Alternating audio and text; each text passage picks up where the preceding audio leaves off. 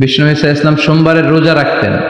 সুইলা আন ইয়াউমিল ইসনাইন, বিষ্ণুনবীকে জিজ্ঞেস করা হলো, নবী আপনি সোমবারের রোজা রাখেন কেন? বিষ্ণুনবী বললেন, ফিহি উলিদতু, আমি এই দিনে জন্মগ্রহণ করেছি, তাই শুকরিয়া স্বরূপ আমি রোজা রাখি। সুবহানাল্লাহ পড়েন। এজন্য বিষ্ণু ঈসা ইসলাম ওনার জন্ম দিবসটাকে উদযাপন করতেন শুকরিয়ার মাধ্যমে, রোজা রাখার মাধ্যমে। এজন্য বিষ্ণু ঈসা ইসলামের জন্মদিবস অনুযায়ী যদি আপনারা ওই দিন অনুযায়ী কোনো আলোচনা প্রোগ্রাম করেন খুব ভালো, আর সেলিব্রেট করলে রোজা রেখে সেলিব্রেট করবেন, শুকরিয়া যে আমরা বিশ্বনবীকে পেয়েছি। বিশ্বনবী এমন নবী যে নবীকে বাদ দিলে কোরআন বোঝা যায় না, যে নবীকে বাদ দিলে হাদিস বোঝা যায় না, যে নবীকে বাদ দিলে হজ বোঝা যায় না, যে নবীকে বাদ দিলে ইসলাম বোঝা যায় না। বিশ্বনবী এমন নবী যে নবীকে বাদ দিলে কোরআন বোঝা যায় না, কারণ কোরআন ওনার উপরেই নাজিল করা হয়েছে, ঠিক কিনা? বিশ্বনবীকে বাদ দিলে হাদিস বোঝা যায় না, কারণ বিশ্বনবী ঈসা ইসলামের মুখ নিঃসৃত অমীয় বাণীগুলোই হচ্ছে হাদিস। বিশ্বনবীকে বাদ দিলে হজ বোঝা যায় না, কারণ হজ কেমন করে করতে হয়, মানাসিকুল হাজ, এটা মন গড়া করলে চলবে না, বিশ্বনবী যেমন শিখিয়েছে তেমনই করতে হবে, ঠিক কিনা? আমরা অনেক হজ করি এক একজন হাজী সাহেব, কিন্তু বিশ্বনবী জীবনে হজ করেছেন একটা, কয়টা? উমরা করেছেন চারটা, কয়টা? বিশ্বনবী এমন নবী যে নবীকে বাদ দিলে ইসলাম বোঝা যায় না। উনি এমন নবী, উনি হ্যাঁ বললে শরীয়তের হুকুম হালাল হয়ে যায়। উনি এমন নবী, উনি না বললে শরীয়তের হুকুম হারাম হয়ে যায়। উনি এমন নবী, উনি আঙ্গুল তুললে আকাশের চাঁদ দুই ভাগ হয়ে যায়। উনি এমন নবী যিনি জমিন থেকে পা তুললে আল্লাহর আরশে মেরাজে চলে যায়। এজন্য এই নবীর ভালোবাসা আমাদের অন্তরে থাকার দরকার আছে না নাই? নবীর ভালোবাসার ব্যাপারে কোনো ছাড় নাই। আমার নবীরে যদি কেউ কটু বাক্য কথা বলে, কটু কথা বলে গালি দেয়, তারও কোনো ছাড় নাই, ঠিক কিনা? আমাদের কিছু দুর্বল জায়গা আছে, আমি প্রায় বলি কোরআনের বিরুদ্ধে কথা আসলে গোটা মুসলিম বিশ্বের মধ্যে উত্তাল এক ঝড়ো হাওয়া বয়ে যায়। বিশ্বনবীর সুন্নাহর ব্যাপারে কথা বললে আমাদের কলিজায় আগুন ধরে যায়। এজন্য যারা নবীর বিরুদ্ধে কথা বলে তাদের সাথে আমাদের কোনো সম্পর্ক, যারা নবীর বিরুদ্ধে কথা বলে তাদেরকে কোনো সুযোগ আমরা এই বাংলার জমিনে দিতে চাই না, জোরে কোন ঠিক কিনা? নবীর বিরুদ্ধে যদি কথা বলা হয় আপনার কলিজায় কি আগুন লাগে? অন্তরে কষ্ট লাগে? কার কার লাগে হাত তুলে আল্লাহর দেখান। আল্লাহ আমাদের তাকবীরকে কবুল করো। বিশ্বনবীর ভালোবাসা আমাদের অন্তরে বাড়িয়ে দাও। বিশ্বনবীর হাতে হাউজে কাউসার যেন আমরা খেতে পারি তৌফিক দাও। বিশ্বনবীর সুপারিশ পেয়ে যাতে জান্নাতি হতে পারি তৌফিক দাও। এজন্য বিশ্বনবীর ভালোবাসা সবার আগে, চিল্লায় কোন ঠিক কিনা? বিশ্বনবী সোমবারে রোজা রাখতেন। আমাদের অনেক মা বোনেরা রোজা রাখতে চায়, তো রাখতে যে তারা কিছু বেদাআত করে ফেলে। যত জায়গায় যতটা সুন্নাহ আছে ওই সুন্নাহ সরায় ফেললে ওই জায়গায় বেদাত ঢুকে, ঠিক কিনা? আমাদের মায়েরা শবে মেরাজের রোজা রাখে। শবে মেরাজের রোজা বলতে শরিয়াতে কোনো রোজা নাই, ঠিক কিনা? বিশ্বনবী যা শিখিয়েছেন তাতে বরকত রহমত বেশি না কম? বিশ্বনবী সোমবার বৃহস্পতিবার রোজা রাখতেন। এজন্য মায়েরা বোনেরা যদি রোজা রাখতে চায় তাদেরকে বলে দিবেন সোম আর বৃহস্পতি রাখবেন। বিশ্বনবী মাসে 3টা স্পেশাল রাখতেন, আইয়ামুল বীর 13, 14, 15। মা বোনেরা যদি রাখতে চায় এদেরকে বলে দিবেন তারা যেন এই দিনগুলোতে রাখে। তারপরে বিশ্বনবী ঈসা ইসলাম রমাদান শেষে যে ঈদুল ফিতর হয়, শাওয়ালের প্রথম দিন আমরা ঈদুল ফিতর সেলিব্রেট করি ওয়ার্ল্ড ওয়াইড। ঈদুল ফিতরের পরে শাওয়ালের বাকি 29 দিনের যে কোনো 6 দিন আপনি 6টা রোজা রাখতে পারেন। বিষ্ণু ঈসা ইসলাম বলেছেন, মান সামা রমাদানা সুম্মা আতবাআহু সিত্তাম মিন শাওয়াল কানা কাসিয়ামিদ দাহর। রমজানের রোজা রাখার পরে যে শাওয়ালের 6টা রোজা রাখলো সেজন্য সারা বছর রোজা রাখলো। এগুলো হচ্ছে সুন্নাহসম্মত রোজা, সোম বৃহস্পতি। তারপর জিলহজের প্রথম 10 দিন বিশ্বনবী রোজা রাখতে বলেছেন। আরাফার ময়দানে যেদিন লাব্বাইক আল্লাহুম্মা লাব্বাইক বলে হাজিরা হজ করে ওই দিন রোজা রাখতে বলেছেন। আশুরার সময় 2টা রোজা রাখতে বলেছেন। বিশ্বনবী রেখেছিলেন একটা রেখেছিলেন। আর বলেছিলেন আমি যদি আগামী বছর বাঁচি লা আসুমান্না তাসা, 10 তারিখে তো এবার রাখলাম 10ই মুহররম, আগামী বছর বেঁচে থাকলে 9ই মুহররম রাখবো। কিন্তু এর পরের বছর বিশ্বনবীকে তুলে নিল কে? বিশ্বনবী রাখতে পারে নাই, কিন্তু বিশ্বনবীর চেতনা ছিল রাখার, ঠিক কিনা? বিশ্বনবী এমন নবী যার চেতনাটাও সুন্নাত। আমরা সুন্নাহ বলতে বিশ্বনবীর কথাগুলোকে বুঝি না, বিশ্বনবীর কথাগুলা সুন্নাত, বিশ্বনবীর আদেশগুলা সুন্নাত, বিশ্বনবীর নিষেধগুলা সুন্নাত। হাত্তাল হারাকাত ওয়াস সাকানাত, তিনি যে নড়তেন এটাও সুন্নাত, তিনি না নড়ে চুপ হয়ে যে বসে থাকতেন এটাও সুন্নাত, বিশ্বনবী যে ঘুমাতেন ওইটাও সুন্নাত। আল্লাহু আকবার। এজন্য বিশ্বনবীর সুন্নাহর উপর বেশি বেশি আমল করতে হবে। রাজি আছেন? সুন্নাহ আমল করলে বেদাত বিদুরিত হবে। আল্লাহ সহি সমঝ দান করুক। আমাকে রেখেছেন প্রধান মুহাসসির, মুফাসসির রাখতে পারেন নাই, রেখেছেন মুহাসসির, মিস্টেক হয়ে গিয়েছে। বিশেষ ওয়াইজ কথা বলেছেন হযরত মাওলানা মোহাম্মদ ইলিয়াস ইসলাহি সাহেব। আপনি না? চমৎকার কথা বলেছেন। আপনি সফিউল্লাহ, আদামুস সফিউল্লাহ। এক এক নবীর এক এক টাইটেল দিয়েছে কে? আরো জোরে বলেন। মুসা আলাইহিস সালাম হচ্ছে কালিমুল্লাহ, ইব্রাহিম আলাইহিস সালাম খলিলুল্লাহ, আর বিশ্বনবী হাবিবুল্লাহ। খলিল বন্ধু, হাবিব বন্ধু। খলিল হচ্ছে এমন বন্ধু যে বন্ধু আল্লাহরে খুশি করার জন্য কাজ করে, আর হাবিব এমন বন্ধু যেই বন্ধুরে খুশি করার জন্য স্বয়ং আল্লাহ কাজ করে। বিশ্বনবী ছিলেন হাবিবুল্লাহ। ইলিয়াস ইসলাহি সাহেব, সফিউল্লাহ মজুমদার সালেহী সাহেব, যারাই কথা বলেছেন, যা বলেছেন আমরা যেন আমল করতে পারি, আল্লাহ তৌফিক দান করুন। আপনারা যারাই এসেছেন, অনেক রাত পর্যন্ত বসে আছেন, সবাইকে শুকরিয়া জানাই। ইন্তেজামিয়া কমিটিকে শুকরিয়া জানাই, প্রশাসনের ভাইদেরকে শুকরিয়া জানাই, যারা চমৎকার পরিবেশে এখানে কথা বলবার সুযোগ করে দিয়েছেন। আসুন আমরা সরাসরি কোরআন থেকে কথা শুনি, কেননা কোরআনের ভেতর থেকে যদি কথা বলা হয় ওই প্রোগ্রামে আল্লাহর রহমত বেশি, বরকত বেশি, আর ওই প্রোগ্রাম থেকে শিক্ষাও বেশি। আজে বাজে কিচ্ছা কাহিনী থেকে কোনো শিক্ষা নাই, আর আজে বাজে কিচ্ছা কাহিনী বলার দিনও শেষ, ঠিক কিনা? মানুষ এখন অনেক সচেতন, যাচাই বাছাই করে কথা শুনে। আপনি একটা কথা বললে এটা আবার গুগলে সার্চ করে যে হুজুর সহি বলল কিনা, না অ্যাটলিস্ট হাসান কিনা, বা অ্যাটলিস্ট দাঈফ হলো একাধিক তুরুক থেকে বর্ণিত হয়ে শক্তিশালী দাঈফ কিনা, নাকি জাল হাদিস মেরে দিছে। এই যাচাই বাছাইয়ের দরকার আছে না নাই? যাচাই বাছাই করতে হবে। আল্লাহ আমাদেরকে সহি সমঝ দান করুন। তো আসুন আমরা দেরি না করে সরাসরি কোরআন থেকে কথা শুনি। শুরুতে আমরা আল্লাহ তাআলার দরবারে শুকরিয়া জানাই যে আল্লাহ তাআলা আমাদেরকে এরকম চমৎকার পরিবেশে আসার তৌফিক দিলেন। আল্লাহকে একটা থ্যাঙ্কস দিয়ে আমরা সবাই আওয়াজ করে পড়ছি আলহামদুলিল্লাহ। সবাই পড়েন রব্বানা লাকাল হামদ হামদান কাসীরান তাইয়িবান মুবারাকান ফীহি ইয়া রাব্বি লাকাল হামদু কামা ইয়ানবাগি লিজালালি ওয়াজহিকা ওয়া আযীমি সুলতানিকা লাকাল হামদু বিল ঈমান লাকাল হামদু বিল ইসলাম লাকাল হামদু বিল কোরআন। প্রশংসা করলাম কার? জিকির করলাম কার? আল্লাহর নাম জপতে কেমন লাগে? সবার ভালো লাগে? আসেন সে আল্লাহর নামের বরত্ব ঘোষণা করে আমরা তাকবীর পড়ি। আমি পড়ব লিল্লাহি তাকবীর, আপনারা পড়বেন আল্লাহু আকবার। এই স্বতঃস্ফূর্ত তাকবীরায়ন, তাকবীরের পরপরই আমরা কোরআন থেকে কথা শুনব। আমি সূরাতুল লুকমান থেকে একটি আয়াত তেলাওয়াত করেছি, দ্বিতীয় রুকুর প্রথম আয়াত। ইনশাআল্লাহুল আজিজ এই সূরা লুকমানের তাফসীর আজকে আমরা শুনব। পড়েন ইনশাআল্লাহ। আওয়াজ করে তাকবীর দিবেন। 14 গ্রামের ভাইয়েরা, সোয়াগাজীর ভাইয়েরা, এই বড় বড় সদর দক্ষিণের ভাইয়েরা, এই এরিয়াতে লোকজন খুবই স্বতঃস্ফূর্তভাবে তাফসীরুল কোরআনের প্রোগ্রামে আসে। তাদের স্লোগানের আওয়াজ, তাদের তাকবীরের আওয়াজের মধ্যে একটা ঈমানি জজবা পাওয়া যায়। তো ইনশাআল্লাহ আমরা এখন 3টা তাকবীর দেব, তারপরে সরাসরি কথা শুনবো। আমি পড়ব লিল্লাহি তাকবীর, আপনারা পড়বেন আল্লাহু আকবার। সবাই তাকবীর দেওয়ার জন্য প্রস্তুত তো? দেন তাকবীর দেন। লিল্লাহি তাকবীর, লিল্লাহি তাকবীর, লিল্লাহি তাকবীর।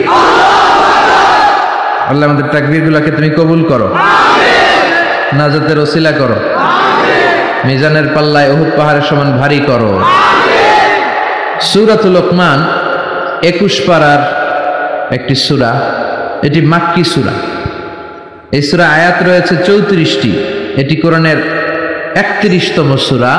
এই সূরায় রুকু আছে 4টি। কয়টি? আমরা আজকে শুনবো দ্বিতীয় রুকু থেকে। কোন রুকু থেকে? পবিত্র আল কোরআন আল কারীমে ব্যক্তির নামে মোট 8 সূরা। কয় সূরা?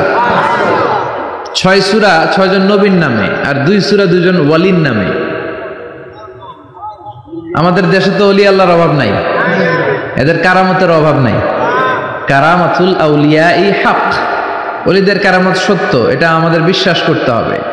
কিন্তু ব্যাঙের ছাতার মতো যেভাবে অলিয়া উলিয়া গড়ে উঠেছে, এটাও ভালো লক্ষণ নয়। হাক্কানি আউলিয়া একরাম যারা, তাদেরকে আমরা শ্রদ্ধা জানাই, কিন্তু ইসলামকে পুঁজি করে যারা ব্যবসা করেছে তাদের সাথে ইসলামের কোনো সম্পর্ক। এরা কারামত দেখায়, বলে যে আমার পীর ফু দিলে পানিতে আগুন ধরে যায়, এই হয়ে যায়, সেই হয়ে যায়।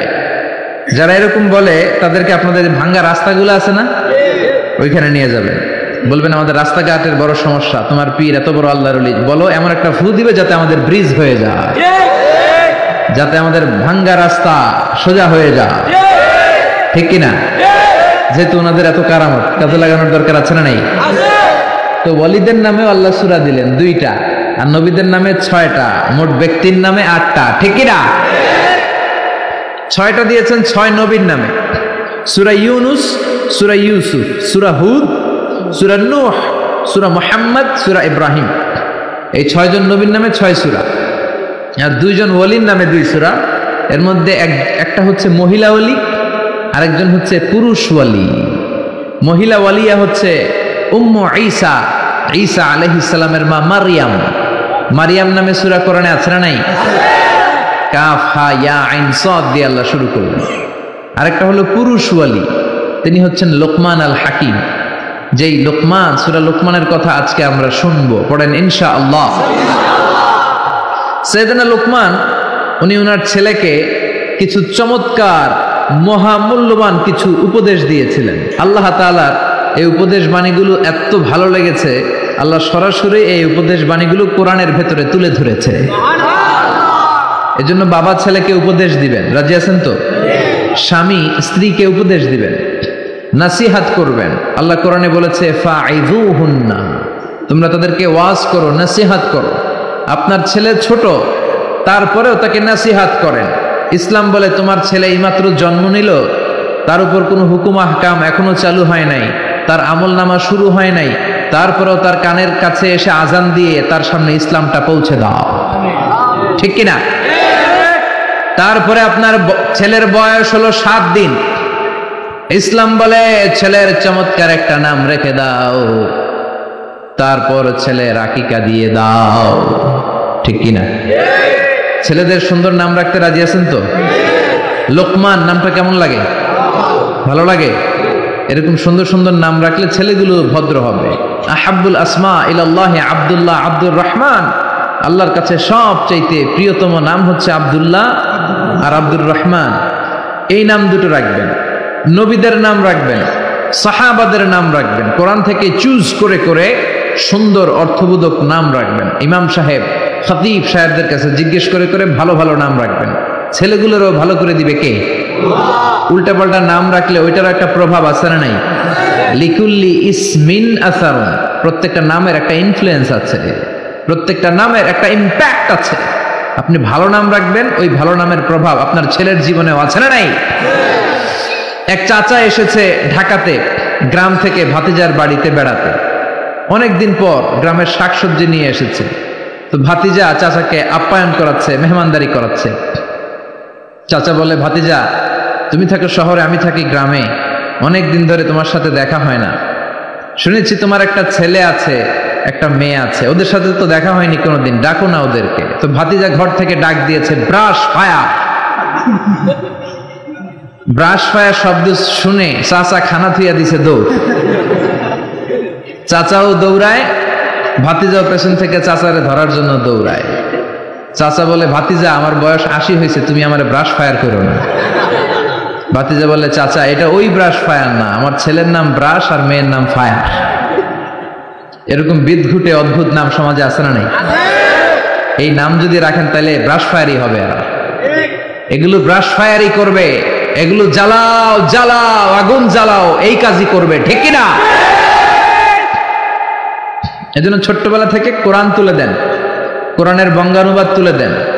স্যামসাং এর ট্যাবে, অ্যাপেলের আইপ্যাডের ভেতরে, দামি মোবাইলের ভেতরে অ্যারাবিক হরুফগুলার বিভিন্ন ইসলামিক লিরিক্স দিয়ে গান পাওয়া যায়, এগুলো ঢুকায় দেন।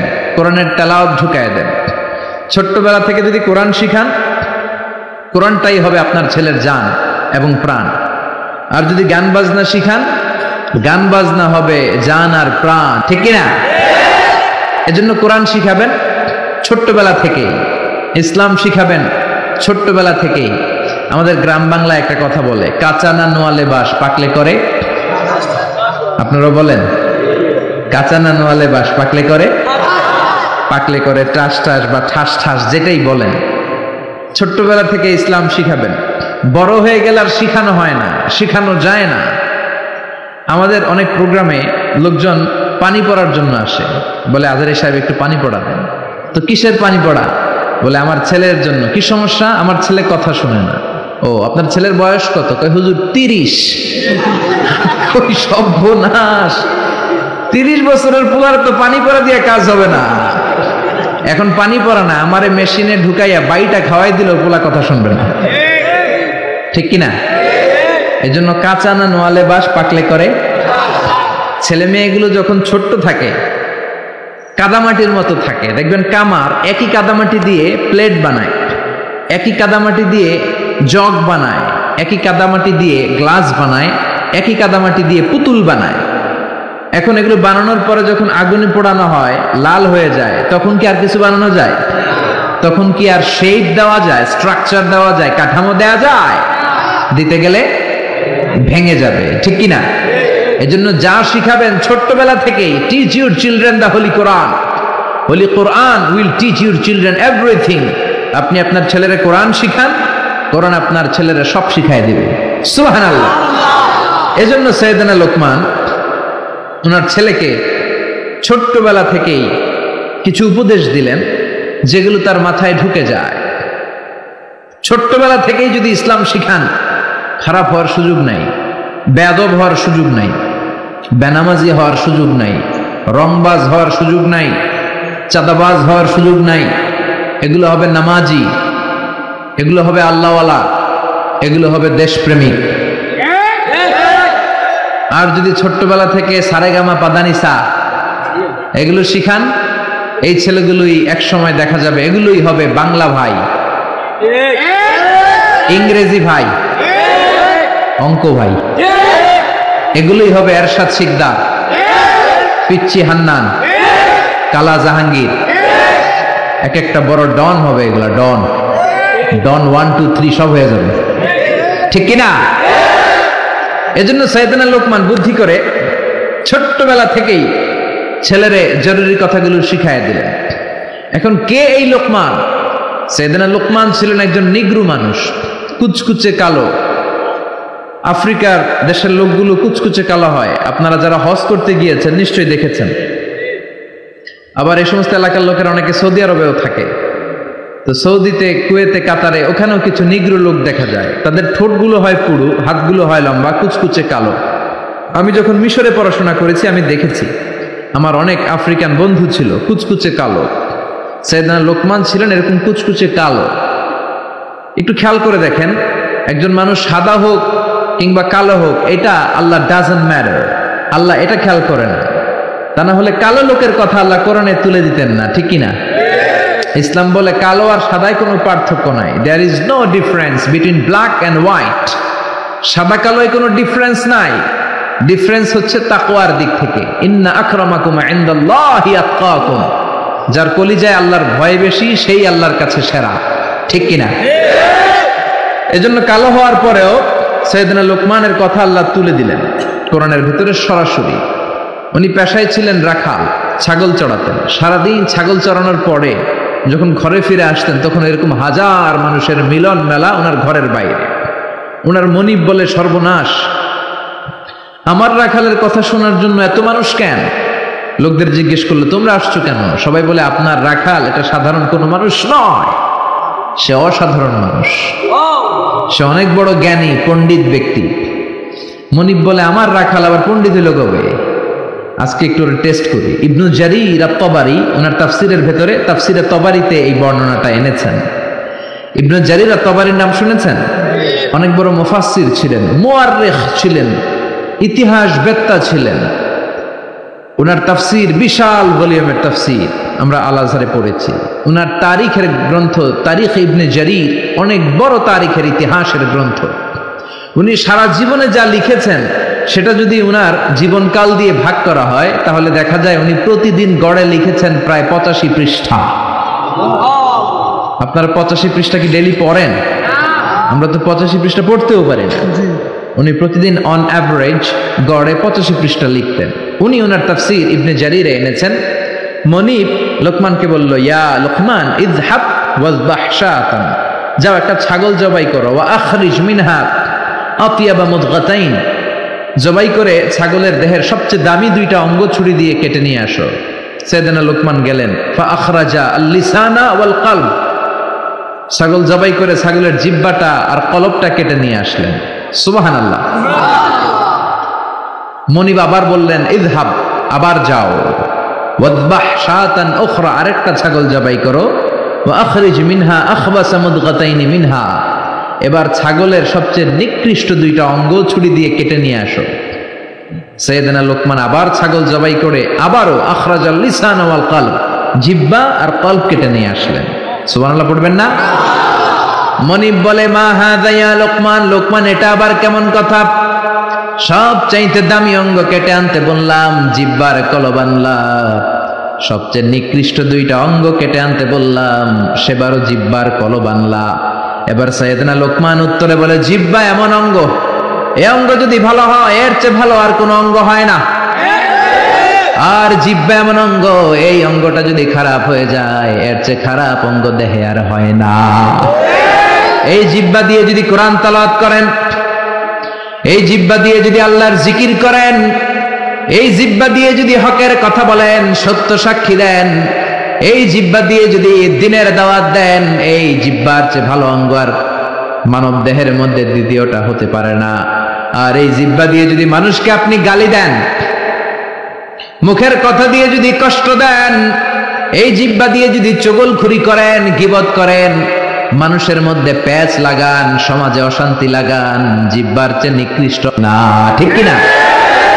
এজন্য আল্লাহ বললেন, আলাম নাজআল লাহু আইনাইনি ওয়া লিসানান ওয়া শাফাতাইনি ওয়া হাদাইনাহু নাজদাইন। ওরে গোলাম, তোরে কি আমি চোখ দেই নাই? তোরে কি আমি ঠোঁট দেই নাই? তোরে কি আমি জিহ্বা দেই নাই? জিহ্বা দিলেন কে? দেহের সবচেয়ে নরম অঙ্গ, জিহ্বার চেয়ে নরম অঙ্গ দেহে আর আছে? একটা চুল পড়লেও টের পাওয়া যায়, পাওয়া যায় না? পাওয়া যায় না? ছোট্টবেলা আমরা বলতাম জিহ্বা হইতো মুসলমান, দাঁত হইল কাফের। আপনারা বলতেন? কারণ দাঁতের ভেতরে যদি কুরবানির গোশত খাইতে খাইতে আটকায়, জিহ্বা দিয়ে ঠেলে ঠেলে বের করা যায়, ঠিক কিনা? যে জিহ্বা দাঁতের উপকার করলো সেই দাঁত প্রায় জিহ্বাকে কামড় দেয়, ঠিক কিনা? এজন্য আমরা ছোট্টবেলা বলতাম জিহ্বা হচ্ছে মুসলমান, দাঁত হলো কাফের। আবার ছোট্টবেলা ছেলে মেয়েরা বলতো কালো পিঁপড়াগুলো হচ্ছে মুসলমান, লালগুলো কাফের। ওই যে কামড়াইতো, এই কারণে। তো জিহ্বাটা এত নরম অঙ্গ, নরম নরম টিস্যু দিয়ে আল্লাহ জিহ্বাকে তৈরি করেছেন। আমাদের জিহ্বার পার স্কয়ার সেন্টিমিটারে টেস্ট বাড রয়েছে 184টা। সেই হিসাবে এই ছোট্ট জিহ্বা দিয়ে আপনি কয়েক হাজারেরও বেশি ধরনের খাদ্যের স্বাদ আস্বাদন করতে পারেন। আল্লাহু আকবার। আবার জিহ্বাটা এত নরম, আল্লাহ বললেন নরম জিহ্বা দিয়ে নরম কথা বলো, ফাকুলা লাহু কওলান লাইনান লাআল্লাহু ইয়াতাযাক্কারু আও ইয়াখশা। ও মুসা, তোমার মেজাজ দিয়েছি গরম, কিন্তু জিহ্বা দিয়েছি নরম। ফেরাউনের কাছে যখন দ্বীনের দাওয়াত নিয়ে যাবা, গরম মেজাজটা নিয়ে যেও না, নরম জিহ্বা দিয়ে নরম ভাষায় দাওয়াত দিবা, ঠিক কি না? নরম জিহ্বা দিয়ে নরম ভাষায় দাওয়াত দিলে হয়তো ফেরাউনের কলিজাটারেও হেদায়েতের দিকে ঝুঁকিয়ে দিতে পারে কে? এইজন্য আল্লাহ বলেন, আলাম নাজআল লাহু আইনাইনি ওয়া লিসানান ওয়া শাফাতাইন, আমি তোরে জিহ্বা দিয়েছি। জিহ্বা দিয়েছে কে? আপনি হিউম্যান অ্যানাটমি নিয়ে যদি একটু চিন্তা করেন, একটু ফিকির করেন, আপনি অবাক হয়ে যাবেন যে আল্লাহ তাআলা কেমন করে আমাদের এই শরীরবিদ্যা, এই অ্যানাটমি সেট করেছেন, যেইখানে যেই অঙ্গটা দেওয়া দরকার আল্লাহ সেটা সেখানে দিয়েছেন। নাক যেখানে হলে ভালো ওখানে, জিহ্বা যেখানে হলে ভালো, যেমন হলে ভালো ঠিক ওখানে, মুখ যেখানে হলে ভালো ঠিক ওখানে দিয়েছেন। নাক এইখানে না দিয়ে আমাদের প্রত্যেকের নাক যদি আমাদের পিঠে দিয়ে দিত আল্লাহ কি অবস্থা হতো? কথা শুনতেছেন? কোনো খাবার খাওয়ার আগে খাবারটা কি ভালো না বাসি হয়ে গেছে ওটা দেখার জন্য পিঠে নেওয়া লাগতো, ঠিক কিনা? সুবহানাল্লাহ পড়বেন না? চোখ দুইটা দিলেন এত চমৎকার জায়গা, একসাথে দেখা যায়, নাক দিয়ে শোকা যায়, তারপরে খাওয়া যায়। চোখ দুইটা যদি এইখানে না থেকে মাত্র 2 ইঞ্চি উপরে হইতো, ডান চোখটা যদি এইখানে হইতো, বাম চোখটা যদি এইখানে হইতো, কি হইতো? শীতের বিকালে ফুটবল খেলতে যায়, ফুটবলে হেড দিলেই চোখ দুইটা ডিমের মতো পুষ হয়ে যেত, ঠিক কিনা? কি আজীব তামাশা, কত সুন্দর সেটিং আল্লাহর। অনেকে বলে কানগুলো আল্লাহ এরকম পেঁচাই দিছে কেন? কপাল পোড়া, মূর্খ, নাদান, জানেই না। কানের ভেতরে এই পেছনে পেছনে অংশ যদি না থাকতো আপনি ইথারে ভেসে আসা কোনো কথাই শুনতে পেতেন না। আচ্ছা, এই কানগুলো আল্লাহ এখানে না দিয়ে আমার ডান কান যদি আল্লাহ ডান বগলের নিচে দিত, আর বাম কান যদি বাম বগলের নিচে দিত, আজকের মাহফিল শোনার জন্য সবার এমনি থাকা লাগতো, এমনি, ঠিক কিনা? কারণ হাত দিয়ে যদি কান চাপা পড়ে থাকে আজারি সাহেবের কথা শোনা যাবে? এজন্য সাইয়েদনা লোকমান বললেন, জিহ্বা এমন অঙ্গ, জিহ্বা যদি ভালো হয়, জিহ্বার চেয়ে ভালো অঙ্গ আর হয় না। জিহ্বা যদি খারাপ হয়, জিহ্বার চেয়ে খারাপ অঙ্গ আর হয় না। আবার তিনি কলব দেখিয়ে বললেন, কলব এমন অঙ্গ, এটাই শ্রেষ্ঠ, এটাই নিকৃষ্ট। এই কলবে যদি আল্লাহর জিকির ঢুকান, এই কলবে যদি আল্লাহর স্থান দেন, এই কলবে যদি মানুষের জন্য ভালো ভালো কথা চিন্তা করেন, কল্যাণের কথা চিন্তা করেন, মানুষের জন্য ভালোবাসা রাখেন, কলবটাই হলো শ্রেষ্ঠ অঙ্গ। আর কলবে যদি আল্লাহরে না বসায় শয়তানরে বসান, এই কলবের মধ্যে যদি শয়তানের জিকির রাখেন, এই কলব দিয়ে যদি মানুষের জন্য হেট্রেট রাখেন, ঘৃণা, হিংসা, অহংকার, এগুলো দিয়ে যদি মানুষের জন্য ঘৃণা পুষে রাখেন, হিংসা পুষে রাখেন, এই কলবের চেয়ে নিকৃষ্ট অঙ্গ আর হতে পারে না। এজন্য কলব শ্রেষ্ঠ আবার নিকৃষ্ট। এজন্য কলবের ভেতরে জিকির ভরবেন কার? আল্লাহ বললেন, আলা বিযিকিরিল্লাহি তাতমাইন্নুল কুলুব। দুনিয়ার কোন জিনিস দিয়ে কলব ঠান্ডা হয় না, কলব ঠান্ডা হয় একটা জিনিস দিয়ে, লা ইলাহা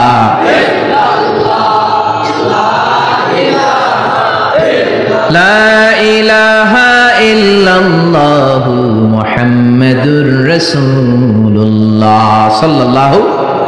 এজন্য কলবে জিকির থাকবে কার? নাকি কলবে আয়না বসাইবেন? অনেকে আয়না বসাই, কি বসায় না? বলে আয়না বসাইয়া দে মোর কলবের ভিতর বাবারে, বলে বলে। আপনারা বসাবেন না তো? জিকির করবেন কার? মনিব বলে, তাই তো আমার এই রাখাল তো যেন তেন কোনো রাখাল নয়, এটা তো অনেক মহাজ্ঞানী রাখাল। মনিব বলে, যা রে লোকমান যা, আর আমার রাখালগিরি করার কোনো দরকার তোর নাই, আজকে থেকে তোরে আমি আজাদ করে দিলাম। তোর হিকমতপূর্ণ কথাগুলো সমাজে ছড়িয়ে দে। সেই লোকমানের কথা আমরা শুনবো, পড়েন ইনশাআল্লাহ। আল্লাহ বললেন, ওয়ালাকাদ আতাইনা লুকমানাল হিকমাতা আনিশকুর লিল্লাহ ওয়া মান ইয়াশকুর ফাইন্নামা ইয়াশকুরু লিনাফসিহি ওয়া মান কাফারা ফাইন্নাল্লাহা গনিয়্যুন হামিদ। আল্লাহু আকবার। আমি লোকমানকে হিকমত দিয়েছি। কার কথা? হিকমত শব্দটার সাথে আপনাদের পরিচয় আছে? বলে না যে হুজুর একটু হিকমত নিয়ে কইেন, হুজুর অনেক ঝামেলায় আছে। নোয়াখালীতে মাহফিল কয়, হুজুর খালি হিকমত, হুজুর একটু হিকমত দিয়ে বলে। আর কত হিকমত করুন, হুজুর একটু হিকমত করেন, হুজুর হুজুর একটু হিকমতের সাথে বইলেন। আপনার বলার দরকার নাই, হুজুর হিকমতের সাথেই বলবে। কারণ আল্লাহ দাঈল, আল্লাহকে বলেছে কথা যখন বলবা হিকমতের সাথে দাওয়াত দিবা। উদউ ইলা সাবিলি রাব্বিকা বিল হিকমাতি ওয়াল মাউইযাতিল হাসানাতি ওয়াজাদিলহুম বিল্লাতী হিয়া আহসান। মানুষের কাছে যখন কোরআনের কথা পৌঁছে দিবা হিকমতের সাথে দিবা, ঠিক কি না? হিকমত অনেক দামি জিনিস ভাই। হিকমত আল্লাহ সবাইরে দেয় না, আর যারে দেয় তার কপাল লাল করে দেয়, ঠিক কি না? ইউতিল হিকমাতা মান ইয়াশাউ ওয়া মান ইউতাল হিকমাতা ফাকাদ উতিয়া খায়রান কাসীরা। আল্লাহ যারে চায় হিকমত দেয়, আর আল্লাহ যারে হিকমত দেয় তারে কল্যাণ দেয়। ঠিক কি না? আবার হিকমতের আরেক অর্থ হলো সুন্নাহ। বিশ্বনবীর দায়িত্ব ছিল ইউআল্লিমুহুমুল কিতাব ওয়াল হিকমা, কিতাব শিখাবে, কোরআন শিখাবে, আর হিকমত শিখাবে। তার মানে বিশ্বনবীর সুন্নাত শিখাবে। ঠিক কি না? হিকমতের বাংলা হলো প্রজ্ঞা। হিকমতের বাংলা কি? ইংরেজিতে বলে উইজডম। খেয়াল রাখবেন, জ্ঞান আর প্রজ্ঞা এক জিনিস নয়। জ্ঞান হচ্ছে নলেজ, ইলম।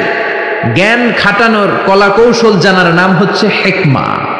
নলেজকে কাজে লাগানোর যে মেকানিজম, কর্মকৌশল, জ্ঞান প্রয়োগের বাস্তব কর্মকৌশল জানার নাম হচ্ছে প্রজ্ঞা। যেরকম সুবহানাল্লাহ। কেমন করে কথা বলতে হয়, কোন জায়গায় কি বলতে হয়, কার সামনে কি বলতে হয়, কোন শব্দ চয়নে বলতে হয়, এটা জানার নাম হচ্ছে হিকমত। পড়েন আল্লাহু আকবার। আপনি জানেন নামাজ পড়লে সওয়াব হয়, নামাজ পড়া ফরজ, যারা নামাজ পড়বে তারা জান্নাতি। এই জানাটার নাম হলো ইলম বা জ্ঞান। কিন্তু কেমন করে রুকু করতে হয়, কেমন করে সিজদা করতে হয়, এটা জানার নাম হলো হিকমত। সুবহানাল্লাহ। আল্লাহ আমাদেরকে হিকমত দিয়ে ধন্য করুক। আমরা পড়ি আমিন। আল্লাহ বললেন ওয়ালাকাদ আতাইনা লুকমানাল হিকমাতা আনিশকুর লিল্লাহ। আমি আমার প্রিয় বান্দা, আমি আল্লাহর ওলি, আমার ওলি লোকমানকে হিকমত দিয়েছি। কে দিয়েছে? আর তারে বলেছি আনিশকুর লিল্লাহ, শুকরিয়া করবা একজনের, তিনি কে? ওয়া মান ইয়াশকুর ফাইন্নামা ইয়াশকুরু লিনাফসি। আর যে শুকরিয়া করে তার নিজের জন্যই করে। শুকরিয়া করলে আমাদের লাভ, না শুকরি করলে আমাদের লস। আল্লাহর কোনো লাভ লস আছে নাকি? জোরে বলেন আছে? আল্লাহ বললেন শুকরিয়া করলে আমি বাড়িয়ে দেব, শুকরিয়া না করলে যা দিয়েছি সেটাও কেড়ে নেব। লা ইন শাকারতুম লা আযীদান্নাকুম ওয়া লা ইন কাফারতুম ইন্না আযাবি লাশাদীদ। যদি শুকরিয়া করো নিয়ামত বাড়ায় দিবে কে? কুফরি করলে শাস্তি দিবে কে? কুফরি করলে আল্লাহর আযাব বড় কঠিন। ইন্না বাতশা রাব্বিকা লাশাদীদ। আল্লাহর পাকড়াও বড় কঠিন। আল্লাহ সব সময় ধরে না, কিন্তু যখন ধরে ধরে ধরে ধরে না। ধরলে আল্লাহ, নমরুদরে যখন ধরলেন ছাড়েন নাই, ফেরাউনরে ধরলেন ছাড়েন নাই, আব্রাহারে ধরলেন ছাড়েন নাই। এখনো যদি কাউরে ধরে ছাড়বে? ছাড়বে। এজন্য তওবা করার দরকার আছে না নাই? নামাজ পড়ার দরকার আছে না নাই? কোরআনের পক্ষে থাকার দরকার আছে না নাই? আল্লাহ বললেন আনিশকুরু লিল্লাহি ওয়া মান ইয়াশকুরু ফাইন্নামা ইয়াশকুরু লিনাফসি। যে শুকরিয়া করে নিজের জন্য করে, যে শুকরিয়া করে তার লাভ, আল্লাহর কোনো লাভ নাই। আল্লাহর কোনো লাভ আছে? লাভ লস কার? জোরে বলেন লাভ লস কার? সহিহ মুসলিমের বর্ণনা, আল্লাহ বললেন ইয়া ইবাদি আন্না আউওয়ালাকুম ওয়া আখিরাকুম ওয়া ইনসাকুম ওয়া জিন্নাকুম কানু আলা আফজারি কলবি রাজুলিন ওয়াহিদ মা নাকাসা মিন মুলকি শাইআ। ও গোলাম, সবাই যদি কাফের হয়ে যাও, সবাই যদি নাফরমান হয়ে যাও, সবাই যদি ফেরাউনের উত্তরসূরি হয়ে যাও, আমি আল্লাহর ক্ষমতা আর এক আনাও কমবে না। ঠিক কি না? আর সব যদি জিকির করতে করতে আল্লাহর ওলি হয়ে যাও, পাক্কা ইমানদার হয়ে যাও, পাক্কা মুমিন হয়ে যাও, আমি আল্লাহর ক্ষমতা আর এক ইঞ্চিও বাড়বে না। ঠিক কি না? আল্লাহর ক্ষমতা বাড়েও না কমেও না। আল্লাহর কোনো লাভ লস নাই। লাভ লস কার? আরো জোরে বলেন কার? এবার সাইয়েদনা লোকমান তার ছেলেকে উপদেশ দিবেন 10টা। জোরে বলেন কয়টা? সবাই বলেন কয়টা? আজকে আপনারা শুনবেন কয়টা? 10টা। শিওর নাকি 5টা শুনবেন? 5টা শুনে আবার ওঠা বসা করবেন না তো? শেষ পর্যন্ত থাকবেন? আল্লাহ কবুল করুক। وَإِذْ قَالَ لُقْمَانُ لِابْنِهِ وَهُوَ يَعِظُهُ يَا بُنَيَّ لَا تُشْرِكْ بِاللَّهِ إِنَّ الشِّرْكَ لَظُلْمٌ عَظِيمٌ। ও নবী, স্মরণ করুন সেই সময়ের কথা যখন লোকমান তার ছেলেকে উপদেশ দিচ্ছে। কি দিচ্ছে? উপদেশ দিবেন। আমরা উপদেশ দেই না, নাসিহাত করি না। আদ-দীনু আন-নাসিহা, নসিহত করাই হচ্ছে ইসলাম। বাবা ছেলের নসিহত করবে, বন্ধু বন্ধুরে নসিহত করবে, দলের নেতা দলের কর্মীদেরকে নসিহত করবে, কর্মীরা নেতারে নসিহত করবে। জোরে কোন ঠিক কিনা? নসিহত থাকতে হবে, যতদিন নসিহত থাকবে ততদিন ইসলাম থাকবে, ঠিক কিনা? স্মরণ করুন যখন লোকমান ছেলেকে নসিহত করছে, ইয়া বুনাইয়া, আর তার নসিহতের ভাষা ছিল কোমল। নসিহতের ভাষা হতে হবে হৃদয় স্পর্শী, নসিহতের ভাষা হতে হবে কোমল। হৃদয় থেকে দরদ মাখানো কথা বললে এটা আরেকজনের হৃদয়ে যেয়ে লাগে, ঠিক কিনা? আর যদি গালি দিয়ে বলেন ফজরের নামাজ পড়স না, এদিকে আয়, আজকে তোর একদিন কি আমার একদিন, বলা কেউ ঠিক আছে, আপনার একদিন তাহলে আমারও আছে একদিন, ঠিক কিনা? ঠিক কিনা? কাজ হবে না। এজন্য ভালোভাবে বলেন। সাইয়েদনা লোকমান তাই করলেন, ইয়া বুনাইয়া লা তুশরিক বিল্লাহি ইন্নাশ শিরকা লাযুলমুন আযীম। লা তুশরিক বিল্লাহ, ইয়া বুনাইয়া, ও আমার কলিজার টুকরা, ও আমার বাছা, ও আমার ছেলে, ও আমার সন্তান। আপনারা কি বলেন? ও আমার হোলা, হ্যাঁ সন্তান, ও আমার বৎস, ও আমার কলিজার টুকরা ছেলে, লা তুশরিক বিল্লাহ, খবরদার আল্লাহর সাথে শিরক করো না। ইন্নাশ শিরকা লাযুলমুন আযীম, শিরক হলো মহা জুলুম, অনেক বড় জুলুম। কারণ এই জুলুমটা দুনিয়ার কোনো মানুষের উপর করা হয় না, জুলুমটা করা হয় কার উপর? যে আল্লাহ আপনার রিজিক দিয়েছে, জীবন দিয়েছে, সব দিয়েছে, আপনি আল্লাহর সাথে শিরক করে আল্লাহর উপর জুলুম করলেন, এটা মহা বড় জুলুম। চিল্লায় এখন ঠিক কিনা? এজন্য ছেলেকে সাবধান করে দিলেন। বাবা যারা এসেছেন, ছেলেরা প্রথমে শিরকের ব্যাপারে সাবধান করবেন, কারণ শিরক হলো ঈমান বিধ্বংসী মারণাস্ত্র। এই শিরক, এটা এইডসের চেয়েও ভয়ঙ্কর, এটা ক্যান্সারের চেয়েও ভয়ঙ্কর। ক্যান্সারের অ্যান্সার আছে, শিরকের কোনো অ্যান্সার নাই। এজন্য বিশ্বনবী বলতেন, আখফা মিন দাবিবিন নামাল, পিপিলিকা যেমনি গুটি গুটি পায়ে মিষ্টির বক্সের দিকে এগিয়ে যায়, তেমনি শির গুটি গুটি পায়ে তোমার দেহের ভেতরে ভাইরাসের মতন ঢুকে তোমার ঈমানটারে সারখার করে দেয়। এজন্য আমরা যখন নামাজে দাঁড়াই, আল্লাহ বলে নামাজ পরে পড়িস, আগে বল শিরক করস কিনা। আমরা বলি ওয়াজ্জাহাতু ওয়াজহিয়া লিল্লাযী ফাতারাস সামাওয়াতি ওয়াল আরদা হানিফাও ওয়া মা আনা মিনাল মুশরিকিন। না, আল্লাহ শিরক করি না, ওয়া মা আনা মিনাল, আল্লাহ আমি শিরক করি না। আবার জিলহজ মাসে যখন হজে যান, আল্লাহ বলে হজ পরে করিস, আগে বল শিরক করস কিনা। আমরা বলি লাব্বাইক আল্লাহুম্মা লাব্বাইক, লাব্বাইক লা শারীকা লাক, লাব্বাইক, আল্লাহ আপনার কোনো শরীক নাই, আমরা শিরক করি না। এজন্য শিরক হলো বড় পাপ, শিরক হলো মহাপাপ, সব পাপের বাপ। এজন্য ছেলের শিরক থেকে বাঁচাইতে হবে, ঠিক কি না? আল্লাহ বললেন, ইন্নাল্লাহা লা ইয়াগফিরু আন ইউশরাকা বিহি ওয়া ইয়াগফিরু মা দুনা যালিকা লিমান ইয়াশা। আল্লাহ চাইলে সব গুনাহ মাফ করে দিতে পারেন, শুধুমাত্র শিরকের গুনাহ মাফ করেন না। খবরদার, ক্যান্সারের অ্যান্সার আছে, শিরকের কোনো অ্যান্সার না। এজন্য আল্লাহ বললেন হাদিসে কুদসিতে, ইয়া ইবাদি লাউ আতাইতানি বিকরাবিল আরদি খাতায়া, কিয়ামতের দিন পাহাড় পরিমাণ গুনার স্তূপ নিয়ে যদি আমার সামনে আসো, জমিন পরিমাণ গুনাহ নিয়ে যদি আমার সামনে আসো, ওই গুনার মধ্যে যদি কোনো শিরকের গুনাহ না থাকে, আমি পাহাড় পরিমাণ দয়ার ক্ষমা নিয়ে বান্দা তোমার কাছে হাজির হয়ে যাব। পাহাড় পরিমাণ গুনাহ করছেন, কিন্তু ওই গুনার ভিতরে কোন গুনাহ নাই? শিরকের গুনাহ নাই। তাহলে পাহাড় পরিমাণ দয়া, ভালোবাসার ক্ষমা নিয়ে আপনার কাছে হাজির হয়ে যাবে কে? এজন্য খবরদার, লাইন আশরাকতা লা ইয়াহবাতান্না আমালুক, যদি শিরক করো আমলগুলোরে বাতিল করে দিবে কে? এজন্য সাইয়েদনা লোকমান ছেলেরে বললেন, লা তুশরিক বিল্লাহি ইন্নাশ শিরকা লাযুলমুন আযীম। ও আমার ছেলে, খবরদার শিরক করবা না। ছেলে মেয়েরা আজকে যাই বলতে পারবেন? কি বলবেন?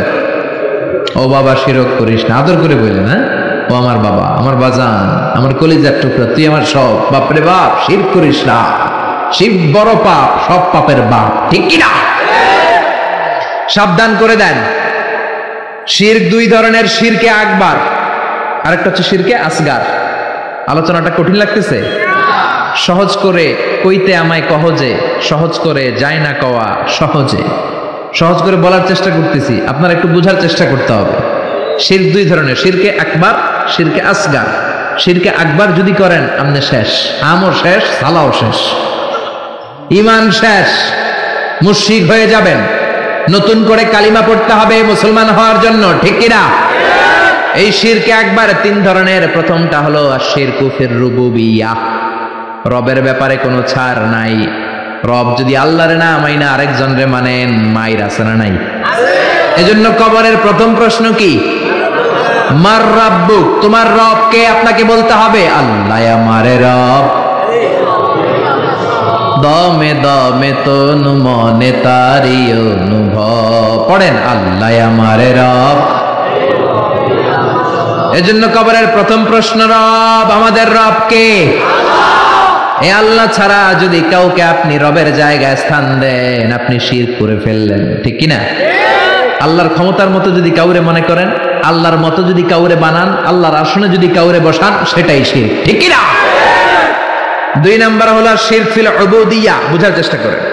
ইবাদতে শিরক, ইবাদত পাওয়ার একমাত্র হকদার কে? মসজিদে যে আমরা সেজদা দেই কারে? এখন আপনি যদি মসজিদেও সেজদা দেন, মাজারে যেও সেজদা দেন, মুমিন না মুশরিক? মুমিন না মুশরিক? মাজারে সেজদা দিবেন? কিন্তু অনেকে মাজারে সেজদা দেয় কি দেয় না? পত্র পত্রিকায়, ফেসবুকে, অনলাইনে ছবিগুলো আছে না নাই? পুরুষের চেয়ে মহিলারা বেশি যায়। গোলাপ শাহ মাজারে তো আপনি অল টাইম 24 আওয়ার্স গেলেই মহিলারা এমনি উল্টায় বেড়ে থাকে, সেজদা, জন্মের সেজদা দেয়। কেন সেজদা দিলেন মা? বলে আমার মেয়ে আছে 5টা, আমার ছেলে লাগবে, ছেলে। বাবা আমারে ছেলে দিবে, বাবা আমারে সন্তান দিবে। সন্তান দেয়ার মালিক কে? মাজারে গেলে সন্তান পাওয়া যায় না। মাজারে গেলে যদি সন্তান পাওয়া যেত, তাহলে কুকুরের সন্তান হয় কেমনে? কুত্তায় কোন মাজারে গেল? গাভীর সন্তান হয় কিভাবে? ছাগলের বাচ্চা হয় কেমনে? মুরগির বাচ্চা হয় কেমনে? মুরগি কোন মাজারে যে সেজদা দিছে? কথা কি বুঝতে পারতেছেন? এজন্য আল্লাহ বললেন ইয়াহাবু লিমান ইয়াশাউ ইনাসা ওয়া ইয়াহাবু লিমান ইয়াশাউ যুকুর আও ইউযাওয়িজুহুম যুকরানা ওয়া ইনাসা ওয়া ইয়াজআলু মান ইয়াশাউ আকীমা ইন্নাহু আলীমুন কাদির। তিনি যারে চান তারে ছেলে দেন, তিনি কে? আল্লাহ। যারে চান তারে মেয়ে দেন, তিনি কে? আল্লাহ। যারে চান ছেলেও দেন মেয়েও দেন, তিনি কে? আল্লাহ। আবার যারে চান তারে ছেলেও দেন না মেয়েও দেন না, তিনি কে? আল্লাহ। এই জন্য ছেলে মেয়ে চাইবেন কার কাছে? আল্লাহ। 3 নম্বরে আশ-শিরক ফিল আসমাই ওয়াস সিফাত, আল্লাহর নাম যদি আপনি কাউরে ডাকেন, আল্লাহর নামে, আপনি দুনিয়াতে আল্লাহ ছাড়া অন্য কাউরে আল্লাহ বলতে পারবেন? পারবেন? আল্লাহর গুণের মতো করে যদি কাউকে ডাকেন, আমরা অনেক বড় আল্লাহর ওলি আব্দুল কাদের জিলানীর নামের আগে আল্লাহর একটা নাম লাগাই, আবার মাইকিং করার সময়ও দেখি ওনার নামের আগে এই নামটা লাগায় কি লাগায় না? কি নাম? কয় গাউসে পাক। গাউসে পাক কে? কথা বলেন, বুঝার চেষ্টা করেন। গাউস মানে সাহায্যকারী। গাউস মানে কি? গাউসুল আযম মানে মহান সাহায্যকারী। তো আপনাকে সাহায্য করতে পারে কে? আল্লাহ। চিল্লায় বলেন কে? আল্লাহ। এজন্য খবরদার, আল্লাহর নামে অন্য কাউরে ডাকা যাবে না। আব্দুল কাদের জিলানী শুধু বড়ই আল্লাহর ওলি ছিলেন না, বড় মুজাহিদ ছিলেন, মুফতাকির বিল্লাহ। ওনার সময়কার বাদশা ওনার বিরুদ্ধে জিহাদ করেছেন, জিহাদ করে কালিমার পতাকা উড়িয়েছেন। মাইনুদ্দিন চিশতি, খাজা মাইনুদ্দিন চিশতির নামে অনেক কথা বলে, কিন্তু উনি বড় মুজাহিদ ছিলেন। পৃথ্বীরাজ, হিন্দুস্তানে পৃথ্বীরাজের সিংহাসনকে উল্টিয়ে ভারতবর্ষে হিন্দুস্তানের মতো জায়গায় তিনি কালিমার পতাকা গেড়েছেন, ঠিক কিনা? কিন্তু তাদের জিহাদের অবদানের কথা বলে না, সমাজ সংস্কারের কথা বলে না, তাদের উল্টা পাল্টা কারামতের কথা বলে লোকজনদেরকে বিভ্রান্ত করে, যেরকম, ঠিক কিনা? এজন্য এই শিরকগুলো করা যাবে না। 2 নাম্বার হচ্ছে শিরকে আসগার, ছোট শিরক। এই ছোট শিরক যদি আপনি করেন, আপনি মুশরিক হবেন না, কিন্তু আপনার কবিরা গুনাহ হবে। কি গুনাহ? তওবা করতে হবে, তা না হলে মাফ নাই, যেরকম, ঠিক কিনা? সবচেয়ে জঘন্যতম শিরকে আসগার হলো আর রিয়া। বিশ্বনবী বলেন, আমার ইন্তেকালের পরে তোমাদের ব্যাপারে যেই শিরকে আসগার আমি সবচেয়ে ভয় পাই সেটা হলো রিয়া। সেটা কি? রিয়া আমাদের মধ্যে আছে না নাই?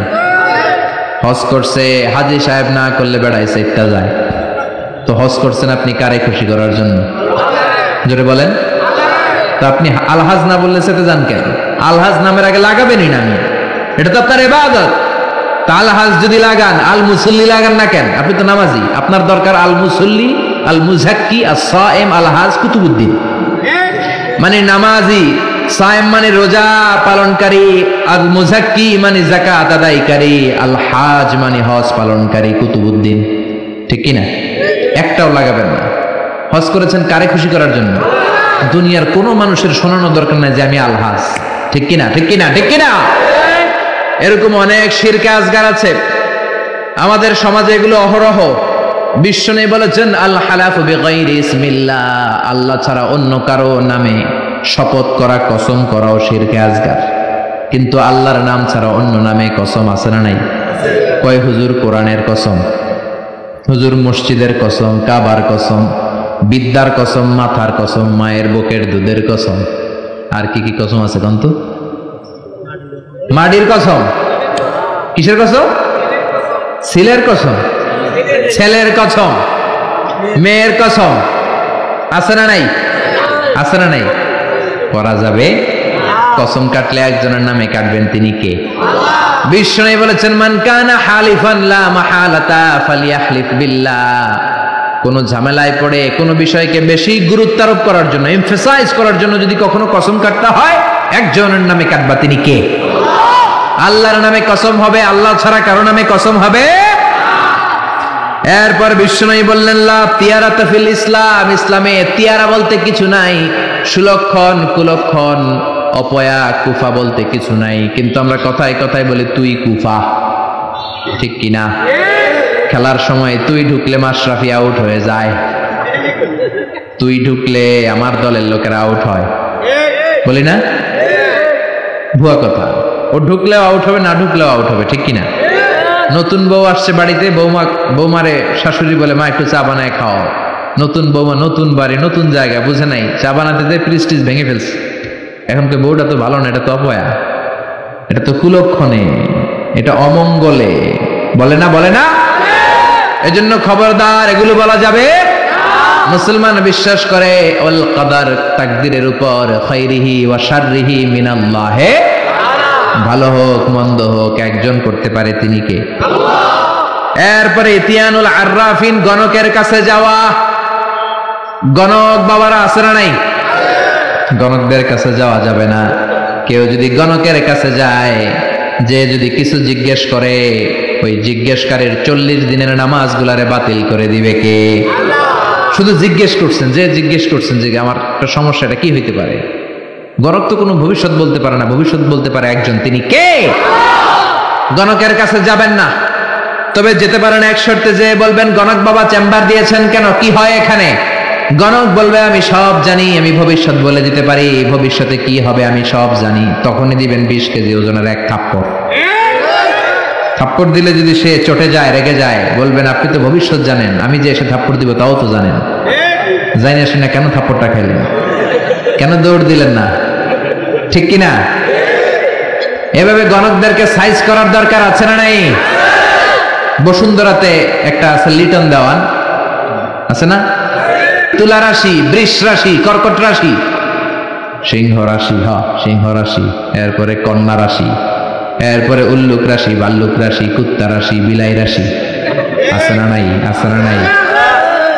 তারপরে হাতের রেখা দেখে কথা বলে, হাতের রেখায় সব আছে। আপনি যাবেন, ম্যাগনিফাইং গ্লাস ইউজ করে ওরা, মানে ছোট জিনিসকে বড় দেখা যায়, এরকম গ্লাস নিয়ে এক চোখ বন্ধ করে এভাবে দেখবে, আর বলবে তোমার হাতের রেখা অনেক ভালো, তুমি সদর দক্ষিণের পোলা, তোমার কপাল ভালো, এই রেখাটা যদি এই দিক দিয়ে ওদিকে যায়, তুমি কিছুদিনের মধ্যে ইনশাল্লাহ সৌদি আরব, তারপরে কয়েকদিনের মধ্যে বিয়ে করতেছো, অনেক টাকার মালিক হবা, তুমি অনেক বড় নেতা হবা, দেদারসে অনেক কিছু শোনায় দিবে আপনারে। আসলে সে কিচ্ছুই জানে না, জানে একজন, তিনি কে? তারপরে কাইতন বাঁধে, ছোট্ট ছেলে মেয়েদের কোমরের মধ্যে কাইতন বাঁধে না? আপনাদের এলাকায় বাঁধে? তাবিজ ঝুলা, এতগুলা করে তাবিজ, গলায় এতটি, হাতে এতটি, এদিকে এতটি, আবার কোমরে এতটি, তাবিজের ভারেই তো পোলায় অসুস্থ হয়ে যাবে। সুস্থ হবে কি করে? বিশ্বনবী তাবিজ ঝুলান নাই, বিশ্বনবী ঝাড়ফুঁক করতেন, রুকিয়া ঝাড়ফুঁক করবেন। বিশ্বনবী হাসান হুসাইনকে ঝাড়ফুঁক করতেন। বুখারীর বর্ণনা, আউযু বিল্লাহি আউযু বিকালিমাতিল্লাহি তাম্মা মিন কুল্লি শাইতানিন ওয়া হাম্মা ওয়া মিন কুল্লি আইনিন লাম্মা। এই দোয়াটা পড়ে বিশ্বনবী হাসান হুসাইনকে ফু দিতেন। বিশ্বনবী তাবিজ দেখলে ছিঁড়ে ফেলতেন, সাহাবারা তাবিজ দেখলে ছিঁড়তেন, আর আমরা তাবিজ ঝুলাই। তাবিজ আপনার কিচ্ছু করতে পারে না, করতে পারে কে? কোরআনের আয়াত দিয়ে তাবিজ দেয়া যাবে কিনা এটা একটা ইখতিলাফি মাসালা, কিন্তু নিরাপদ হচ্ছে আপনি তাবিজের কাছেই যাবেন না, আপনি ঝাড়ফুঁক করবেন। আপনার রাত্রেবেলা জিনে ধরে যাতে আপনি সূরা ফালাক সূরা নাস পড়ে ফু দেন, আয়াতুল কুরসি পড়ে ফু দেন, জিনের বাদশাও দিবে দৌড়, ঠিক কিনা? এজন্য আয়াতুল কুরসি পড়বেন, সূরা ফালাক নাস পড়বেন। লাবিদ ইবনুল আ'সাম ইহুদিদের মিত্র বিশ্বনবীকে ব্ল্যাক ম্যাজিক করলো। 4 মাস বিশ্বনবী অসুস্থ, নড়তে চড়তে পারে না। বিশ্বনবী 4 মাসে তাবিজ ঝুলায় নাই। 4 মাস পরে সাইয়েদনা জিব্রাইল সূরা ফালাক সূরা নাস নিয়ে নাজিল হয়ে যায়। 2 সূরার মধ্যে 11টা আয়াত। বিশ্বনবীর নিয়ে একটা কুয়ার কাছে যে সাইয়েদনা জিব্রাইল বললেন, ও নবী, কুয়ার ঢাকনা তোলেন, দেখবেন একটা চিরুনি আছে। ওই চিরুনির ভিতরে বিশ্বনবী দাড়ি আর চুল নিয়ে এই লাবিদ ইবনুল আ'সাম ইহুদিদের মিত্র 11টা গিট মেরেছে। কয়টা? বিশ্বনবী বললেন, ও নবী, একটা করে গিট খোলেন আর পড়েন কুল আউযু বিরাব্বিল ফালাক।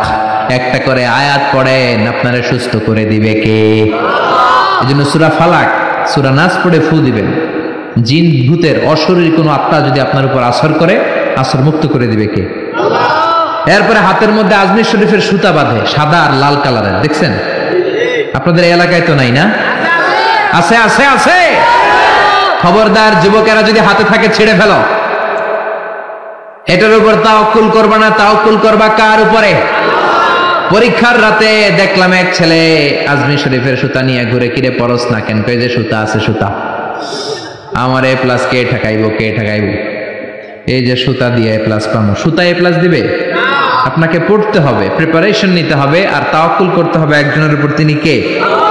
আরো জোরে বলেন, তিনি কে? এজন্য এগুলোর উপর কোনো বিশ্বাস নাই। রাশিফল বিশ্বাস করা যাবে না, গণক বাবার উপর বিশ্বাস করা যাবে না, হাতের রেখার উপর বিশ্বাস করা যাবে না, কারণ হাতের রেখার মধ্যে কোনো ভাগ্য থাকে না। ভাগ্য তো তারও থাকে যার হাত থাকে না। হাত নাই পা নাই এরকম বিকলাঙ্গ মানুষ পৃথিবীতে আছে না নাই? তো যে লোকটা হাত ছাড়া জন্মালো, ওর ভাগ্য আছে না? সুবহানাল্লাহ পড়েন। একটু চিন্তা করলেই আপনি সব টের পাবেন। এরপরে খবরদার, ইঁদুরের কাছে দাঁত চাওয়া যাবে না। নাকি চাইবেন? এলাকায় আছে দাঁত পড়ে গেলে ইন্দুরের গর্ত খুঁজে, যে বলে, ইন্দুর মামা, আম্মাই কইছে আমনে নাকি আমার বড় মামা, আমার মোটা দাঁত নিয়ে আপনার চিকন দাঁত দেন। মানুষের রুচি কত নিচের দিকে নামলে আশরাফুল মাখলুকাত হয়ে ইঁদুরের গর্তের কাছে যে দাঁত চায়। ও মিয়া, দাঁত নেয় কে? দাঁত দেয় কে? এজন্য চাইবেন কার কাছে? এরপরে দেখবেন ট্রাকের পিছনে পুরান জুতা আছে না নাই? আমি তো বিভিন্ন জায়গায় রাতে রাতে ঘুরি, প্রায় দেখি লরি ট্রাকগুলোর নিচে পুরাতন যে বাসগুলো আছে এগুলোর নিচে ছিঁড়া জুতা। কেন? বাসওয়ালারা বলে, হুজুর বদনজর থেকে বাঁচার জন্য, হুজুর মুখ লাগে, মুখ লাগে। তো কি হয়েছে? পুরান জুতা ঝুলাইলাম, যেটা মুখ লাগাইছে ওর গালে যায় আমার ছিঁড়া জুতা যায় পড়ছে। পড়ছে পড়ছে তো আপনি আপনার ট্রাক বাঁচানোর জন্য আপনি তাওয়াক্কুল করলেন ছিঁড়া জুতার উপর। আপনার ট্রাক বাঁচবে কেমনে? এটা তো রাস্তায় আপনি অ্যাক্সিডেন্ট করে মরবেন, এমনি তো আপনি মরবেন, ঠিক কি না? তাওয়াক্কুল হবে একজনের উপর, তিনি কে? তারপর অনেক ড্রাইভাররা মাজার দেখলে গাড়ি স্লো করে, আছে না নাই? কেন স্লো করলা? কয়, হুজুর বাবায় অনেক গরম, গরম বাবা, জোরে চালাইলে আমার গাড়ি উল্টাই দিব, আপনি মইরা যাবেন। তো মাজারে যে শুয়ে থাকে সে যদি গাড়ি উল্টায় দেয়, সে যদি দুর্ঘটনার কারণ হয়, সে যদি মানুষ মারে, ওটা কি বাবা নাকি ডাকাত? ওটা কি বাবা না সন্ত্রাস? এজন্য এগুলোতে বিশ্বাস করা যাবে না। বাচ্চাদের কপালে টিপ দেয় কেন? বদনজর থেকে বাঁচবে না। বাচ্চাকে ঘর থেকে বের করার আগে সূরা ফালাক সূরা নাস পড়ে ফু দিবেন, আয়াতুল কুরসি পড়ে ফু দিবেন। বদনজর থেকে বাঁচাবে কে? কালো টিপ দিবেন না তো। অবাক করা কাণ্ড, আমি আমার বাসার একটা অনেক পুরাতন অ্যালবাম ঘাটতে ঘাটতে দেখি আমার 7-8 বছরের বা 6-7 বছরের একটা ছবি, আমার কপালের এদিকে এরকম কালো টিপ দেওয়া। আম্মারে ধরলাম, ঘটনা কি কালো টিপ দিছো কেন? কয় তোর নানি কইছে। নানিরে ধরলাম, ও নানি তুমি এই কথা কইছো কেন? কয় তোর বড় আম্মা কইছে। বড় আম্মা মইরা গেছে, আর খুঁজা পাই না। বড় আম্মা বেঁচে নাই, আল্লাহ ওনারা জান্নাত নসিব করুক। তো আগে এই যে নানি, বড় মা, দাদি এরা যা বলতো এটাই ছিল রেফারেন্স। এখন আমরা কোরআন থেকে শুনি, কোরআন থেকে মানি, ঠিক কিনা? এরপরে বলে পরীক্ষার দিন সকালে ডিম খাওয়া যাবে না।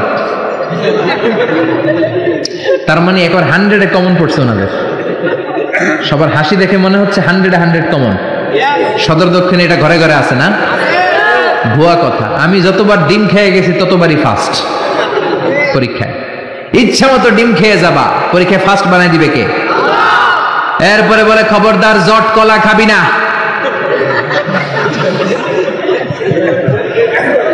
জমজ সন্তান হবে বলে না? জট কলা ইচ্ছা মতো খাইবেন। জমজ সন্তান হলে তো আরো ভালো, 2বারের কাজ একবারে সারল, ঠিক কিনা? 10 মাস 20 মাস একটা মায়ের 2বারে কষ্ট, 2বারে সিজার করে পেট কাটো, 50-50 হাজার করে 1 লাখ টাকা, টাকাও বাঁচলো, মায়ের কষ্টও বাঁচলো, ঠিক কিনা? এই জন্য এখন থেকে জট কলা খুঁজে খুঁজে খাইতে হবে। রাজি আছো মুসলমান? এরপরে কয় হাত চুলকালে টাকা আসে, বলে কি বলে না? আবার বলে তোর মাথার মধ্যে 2 গিট, তোর বিয়া হইব 2টা, বলে বলে। এজন্য সাইয়েদনা লোকমান ছেলেরে সাবধান করে দিলেন, লা তুশরিক বিল্লাহি ইন্নাশ শিরকা লাযুলমুন আযীম। খবরদার আমার কলিজার টুকরা বাজান, শিরক করো না। এই যেগুলো বললাম এগুলো কইরো না বাবা, এগুলো করা যাবে না। মুসলমান এগুলোতে বিশ্বাস করে না, এগুলোর উপর তাওয়াক্কুল করে না। মুসলমান তাওয়াক্কুল করে একজনের উপর, তিনি কে? আল্লাহ।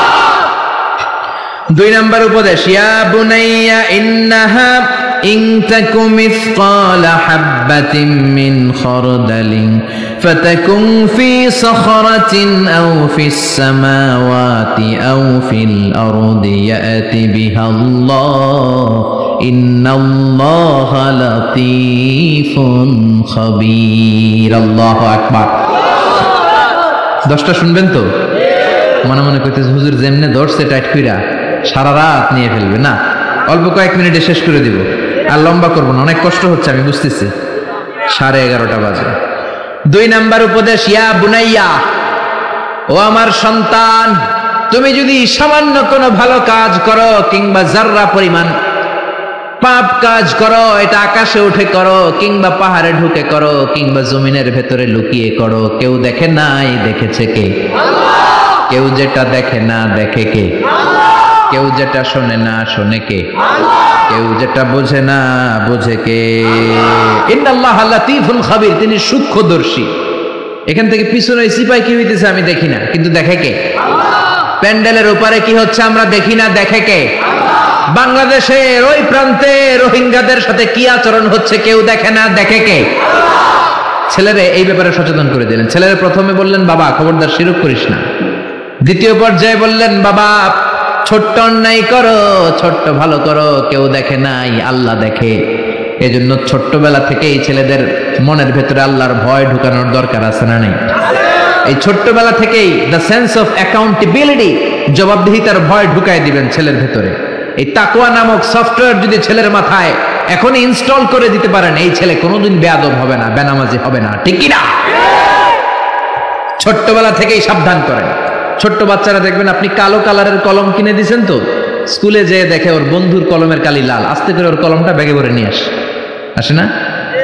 আপনি এক ধরনের রাবার কিনে দিয়েছেন, এটা ভালো লাগে না, ওর বন্ধুরটা ভালো লাগছে, ব্যাগে ভরে নিয়ে আপনি শিখান বাবা কারো পারমিশন ছাড়া কোনো জিনিস যদি নাও এটাকে চুরি বলে, কেউ দেখে নাই কিন্তু দেখছে কে?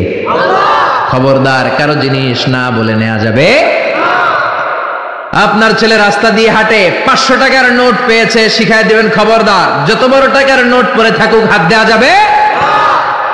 ছেলেরা শিখাই দেন রাস্তা দিয়ে হেঁটে যাচ্ছ, আম বাগানে আম পেকে আছে, টুক করে একটা আম ব্যাগে করে নিয়ে আসছো, কেউ দেখে নাই, দেখেছে কে? শিখাবেন এগুলো ছোট্টবেলা থেকে শিখাবেন। জবাবদিহিতার ভয়, তুমি যাই করেছো কিয়ামতের দিন এটার হিসাব আছে না নেই? তিন নম্বর উপদেশ, ইয়া বুনাইয়া আকিমিস সালাতা ওয়া আমুর বিল মা'রুফি ওয়ানহা আনিল মুনকার। ইয়া বুনাইয়া, ও আমার বাজান, ও আমার সন্তান, আকিমিস সালাহ মানে কি? সালাতে কায়েম করো, সালাতে কায়েম করো, হবে সম্মানী তুমি, হবে জান্নাতি তুমি, হবে সম্মানী তুমি, হবে জান্নাতি তুমি, দিবে কাল হাসরে শীতল ছায়া আরশে আজিম, রাব্বিয়াল আলা রাব্বিয়াল আযীম। আল্লাহু আকবার। আকিমিস সালাহ, বাবা সালাত কায়েম করো, নামাজ পড়ো, কেননা নামাজের হিসাব প্রথমে নেওয়া হবে। আউয়ালু মা ইউহাসাবু বিহিল আবদু ইয়াউমাল কিয়ামাতি আস-সালাহ। কিয়ামতের দিন সর্বপ্রথম যে জিনিসটার হিসাবে হবে সেটা হলো নামাজ। ফাইন সলুহাত সলুহা সাইরু আমালি। নামাজের হিসাব যদি সহজ হয় পুরো আমলনামাটারে সহজ করে দিবে কে? আল্লাহ। ওয়া ইন ফাসাদাত ফাসাদা সাইরু আমালি। নামাজের হিসাব যদি গন্ডগোল লেগে যায় সব গন্ডগোল পাকায় দিবে কে? এজন্য ছেলেরা ছোট্টবেলা থেকেই নামাজ শিখাবেন। রাজি আছেন তো? তাহলে সাইয়েদনা লোকমান প্রথমে বলল, বাবা শিরক করবি না। তারপরে বলল, বাবা যাই করো না কেন কেউ না দেখে কে? তারপরে বলল, বাবা সালাত কায়েম করো। কি কায়েম করো? বিশ্বনবী বললেন, মুরু সিবিয়ানাকুম বিস-সালাতি ওয়া হুম সাব'ু সিনিন। ছেলের বয়স যখন 7 হয় নামাজের আদেশে দাও। ওয়াদরিবুহুম আলাইহা ওয়া হুম 10 সিনিন। 10 বছর বয়স হলে নামাজের জন্য শাসন করো। ঠিক কি না? বয়স যখন 7 শাসন করবেন না, বলবেন বাবা নামাজে যা, সাথে করে নিয়ে যাবেন। অবশ্যই বাচ্চাদেরকে মসজিদে নিয়ে যাবেন। আমাদের বাংলাদেশে বাচ্চা নিয়ে মসজিদে ঢুকতে দেয় না। কিছু মুরব্বীরা চাইতে ওঠে, কিছু মুরব্বীরা রেগে যায়। এই মুরব্বীরা ওই বাচ্চার বয়সে মসজিদের দিকে পয়রা পিছলা খাইয়া পড়েও নাই। ঠিক কি না? কিন্তু বাচ্চা দেখলে ধমকায়। পৃথিবীর কোন দেশে বাচ্চা মসজিদে ঢুকলে ধমকায় না। বাচ্চারা খেলা করতেছে, আওয়াজ করতেছে, কেউ কিছু বলে না। একটু ডেকে বলে দুষ্টামি করো না, ওই পাশে যাও, আস্তে আস্তে খেলো, ডিস্টার্ব যাতে না হয়। কিন্তু বাংলাদেশে ছোট্ট বাচ্চা নিয়ে ঢুকলেই বিপদ। লাফ দিয়ে ওঠে মুরব্বীরা। ও আমার মুরব্বী বাজানেরা, ছোট্ট বাচ্চা দেখলে ধমকাবেন না। আজকে ধমকায় যে বের করে দিলে না, আর ভিতরে ঢুকবে না, বাইরে সাদাবাজি করবে, রংবাজি করবে। ঠিক কিনা? ঢুকতে দেন, অ্যাকোমোডেট করেন, যত বেশি অ্যাকোমোডেট করা যায়। মহিলাদেরকে মসজিদে ঢুকতে দিবেন। বিশ্বনবী ঈদগাহে আসতে বলেছেন মহিলাদেরকে। হায়েজওয়ালি মহিলারাও যেন আসে, ওন্না না থাকলে আরেক মহিলা থেকে ওন্না নিয়ে যেন আসে। জুমার নামাজে, ঈদের নামাজে মহিলাদের আসতে হবে যদি জায়গা থাকে। কিন্তু ওয়াক্তিয়া নামাজগুলো মহিলারা ঘরে পড়বে। মহিলারা ঘরে নামাজ পড়লে ডবল সওয়াব। ঠিক কিনা? কিন্তু ঈদের নামাজে, জুমার নামাজে আসার দরকার আছে না নাই? মহিলাদের জন্য আমরা মসজিদে তালা ঝুলালাম, মসজিদে মহিলাদের ঢুকতে দেই না। এজন্য দেশের নারীরা 2টা জায়গায় বেশি যায়, এক যায় বাজারে, 2 যায় মাজারে। মসজিদে ঢুকতে দেই না, আমরা আটকায় রাখছি। এজন্য ছোট্ট বাচ্চাদেরকে ঢুকতে দিবেন। আর বাচ্চা নিয়ে যারা যাবেন কাতারের এক পাশে চলে যাবেন, একেবারে ডান দিকে বা বাম দিকে। বাচ্চারা ডানে বা বায়ে রাখবেন, এটা বুঝাই দিলেই হইল। কিন্তু বাচ্চা দেখে ধমকাবেন না। কোনোদিন কোনো বাচ্চারে মসজিদ থেকে বের করবেন না, খবরদার, আল্লাহ আপনারা জান্নাত থেকে বের করে দিবে। বাচ্চা যদি মসজিদে যায় বুঝাবেন, আহলান সাহলান বলবেন, সালাম দিবেন। জীবনটা তার এই তো শুরু। এখনই যদি মসজিদে আসে পাক্কা মুসল্লি। আপনি নামাজ ধরছেন কত বছর বয়সে? আপনি দাড়ি রাখা ধরছেন কত বছর বয়সে? দাড়ি এই দেশের মানুষেরা রাখে যখন আর ব্লেড দিয়া কিছু করা যায় না। হয় ব্লেড ভাঙবে, নয় গাল কাটবে।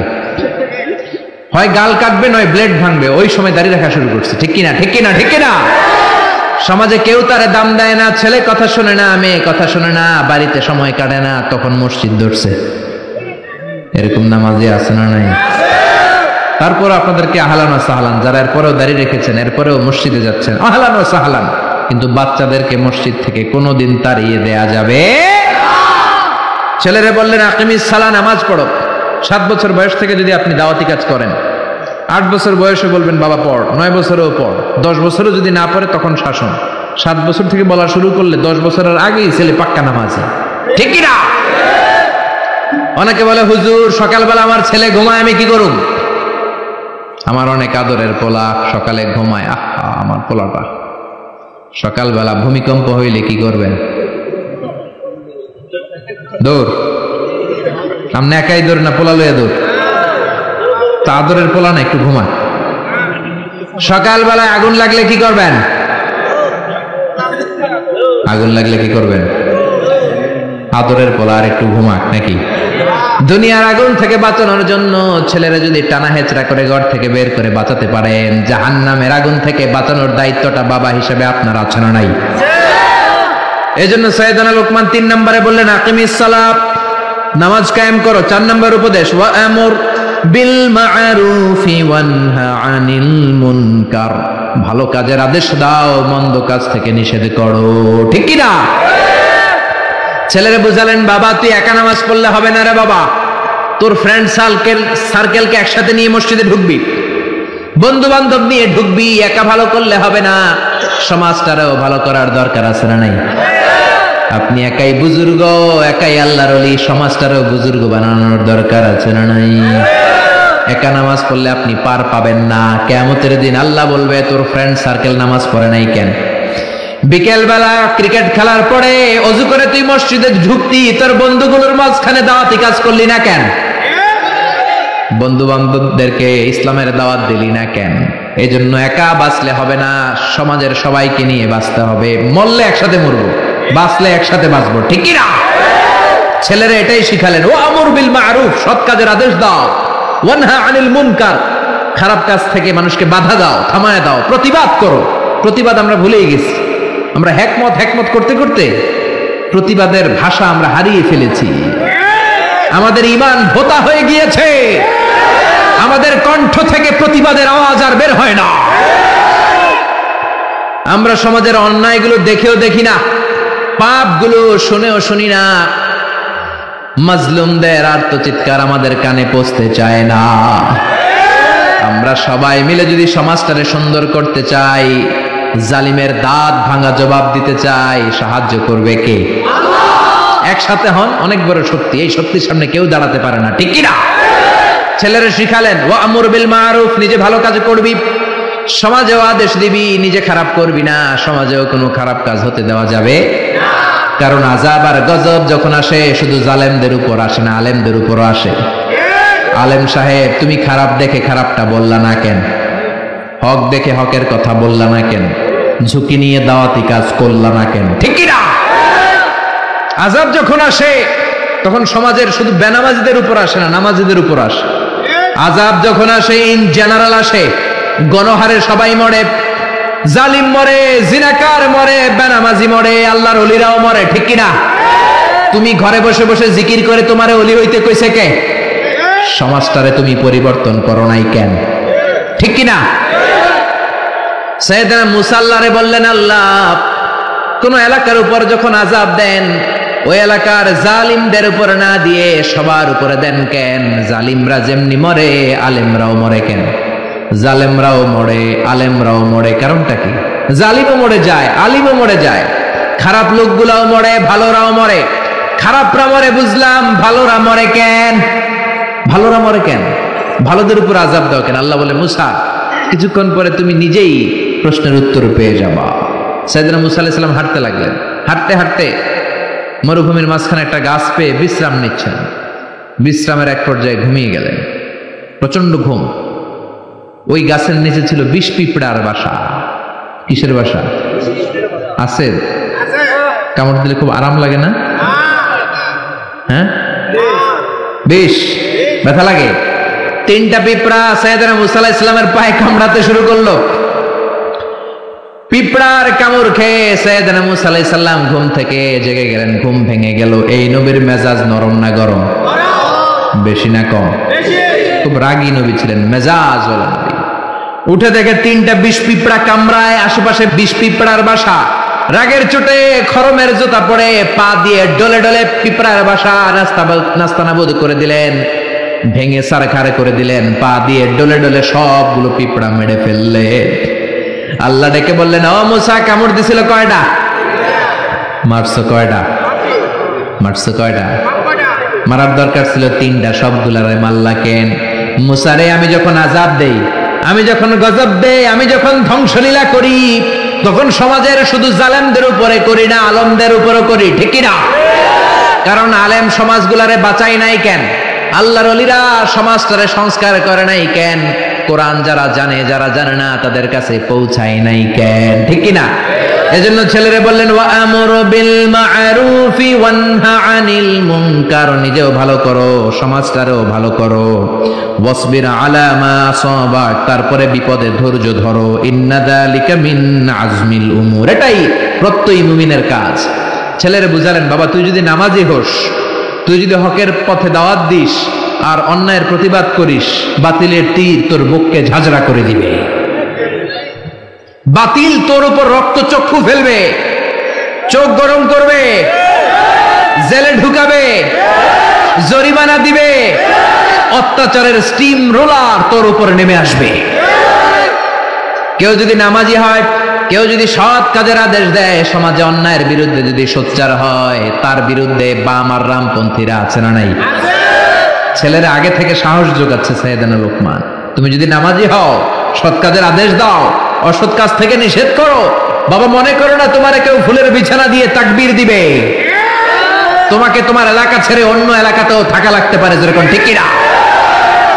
ছেলেকে সাহস যোগাচ্ছেন ওয়াসবির আলা মা সাবাক, নামাজ যদি কায়েম করো, হকের কথা বলো, অন্যায়ের যদি প্রতিবাদ করো, তোমার উপর আযাব আর গজব আসবে, জুলুম আসবে, কিন্তু ওই জুলুমে বিন্দু মাত্র বিচলিত হওয়া যাবে না, সবর ইখতিয়ার করতে হবে, ঠিক কি না?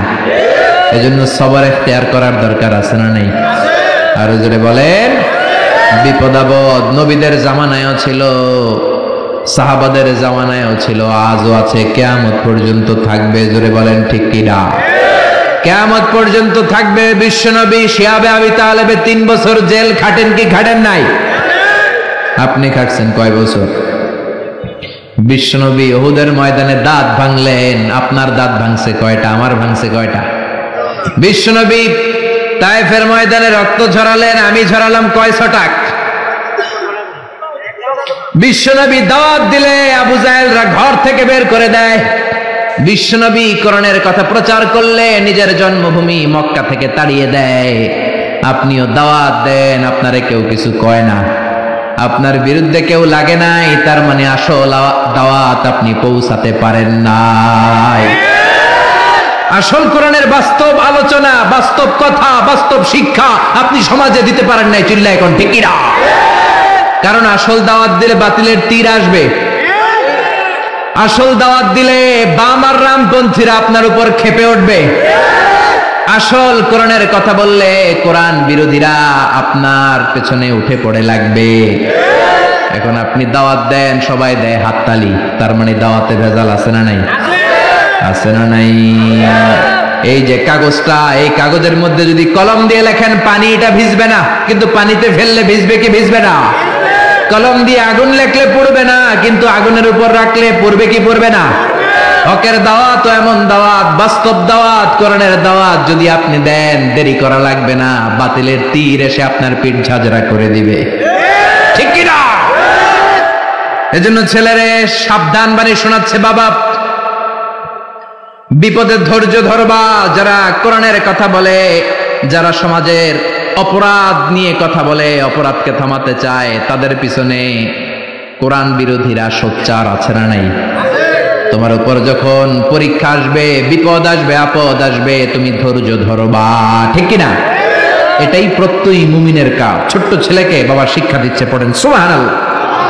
এরপর শিখালেন ওয়ালা তুসাইর খাদ্দাকা লিন্নাসি ওয়ালা তামশি ফিল আরদি মারাহা, ও ছেলে মানুষ থেকে মুখ ফিরায় নিও না, মানুষের সাথে মিশো, পিপল ওরিয়েন্টেড হও। যারা পিপল ওরিয়েন্টেড তাদেরকে ভালোবাসে কে? ছেলেকে সামাজিকতা শিখাচ্ছে। প্রথমে বললো শিরক করো না, এরপরে আল্লাহর ভয় ঢুকায় দিল, এরপর বললো বাবা সালাত কায়েম করবি, এরপরে বললো তুই একা পড়লে হবি না, ফ্রেন্ড সার্কেল নিয়ে পড়বি, তারপরে বললো পাপ কাজগুলো বাধা দিয়ে থামিয়ে দিবি, এরপরে সাহস জুগিয়ে বলল বিপদে ধৈর্য ধরবি, এবার বলে সামাজিক হবি। কি হবি? ছেলে মেয়ে, অনেক ছেলে মেয়ে আছে অসামাজিক, মুরব্বীরা সালাম দেয় না, কোথায় কি বলতে হবে জানে না, মিশতে জানে না, আছে না নাই? আনসোশাল, পুরো আনসোশাল, শিখানো হয় নাই তো।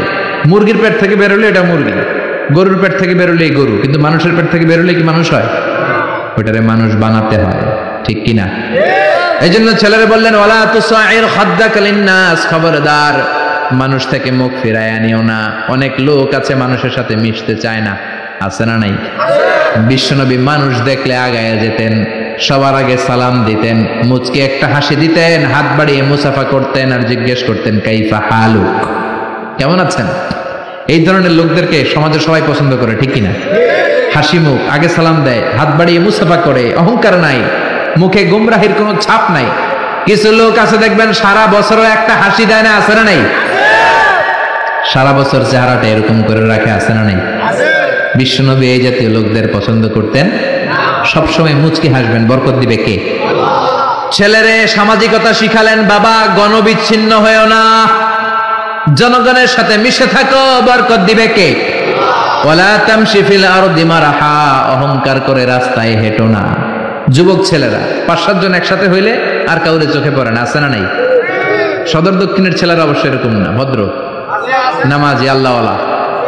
5-7 জন একসাথে হইলে এমন ভাবে রাস্তায় চলে, অন্যদেরকে সুযোগ দেয় না, মুরব্বীদেরকে সুযোগ দেয় না, মুরব্বীদেরকে তো গনেই না, আছে না নাই? যে মুরব্বীদের দাড়ি পেকে গেল, একদিন তুমিও তো মুরব্বী হবা।